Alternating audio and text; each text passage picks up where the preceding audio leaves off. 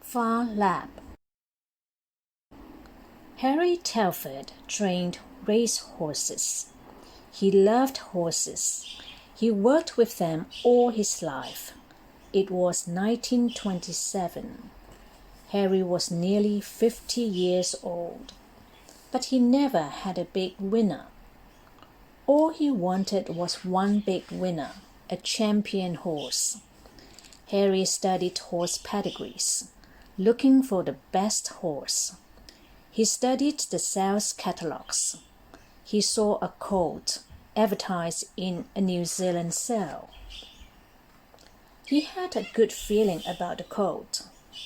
Harry had no money to buy a horse, but he trained horses for a rich American, David Davis.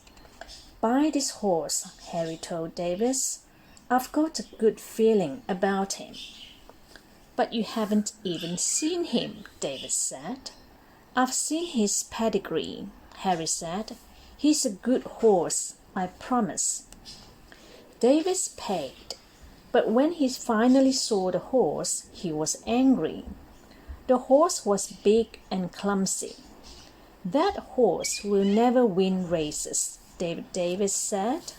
"I won't pay to train him." "If you give me 2/3 of his winnings, I'll train him for free," Harry Telford said. Davis agreed. He thought the horse had no chance of winning a race. "What will you call him?" "Phar Lap," Harry Telford told him. "It means lightning." Tommy Woodcock worked for Harry Telford as a strapper. Together they started training Phar Lap. Tommy loved Phar Lap, and the horse and his strapper became very close. In his first race, Phar Lap came last. Harry Telford was worried. In his next 3 races, he didn't even get a place. Harry Telford was even more worried. Then on 27 April 1929, Phar Lap won his first race.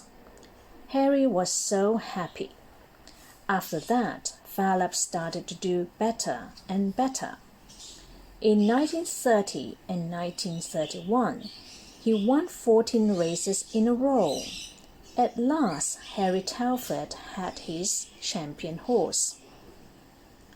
It was a time of terrible unemployment, but Phar Lap was a good news story. Now it wasn't only Tommy Woodcock who loved Phar Lap.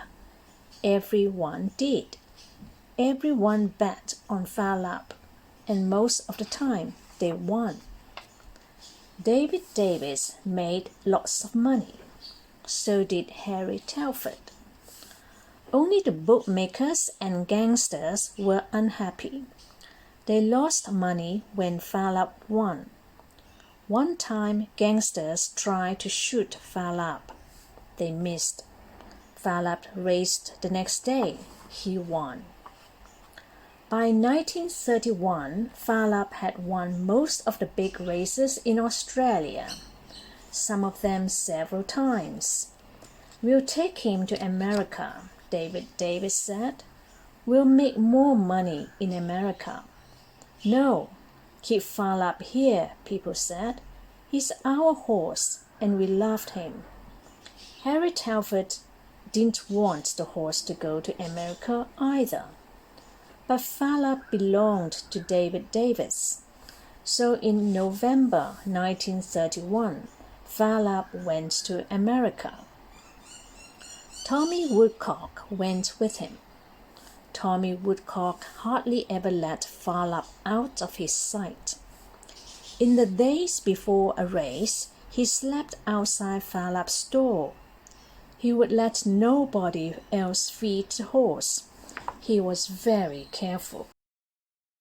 On 20th March 1932, Phar Lap won the richest race on earth, the Agua Caliente Handicap. Australians celebrated their champion.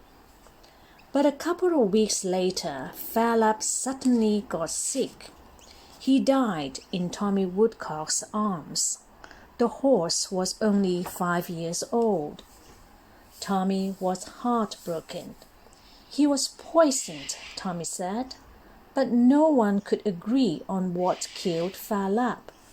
The American doctors said it was an infection, but they also found arsenic in his stomach.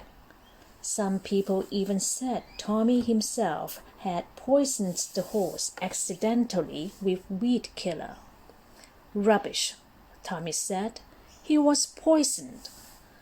They preserved Phar Lap's hide and brought it back to Australia.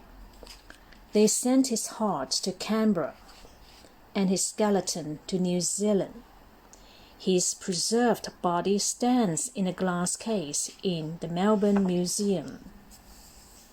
In 2006, forensic scientists finally proved that Phar Lap was killed by a massive dose of arsenic. Tommy Woodcock was right. Phar Lap was poisoned.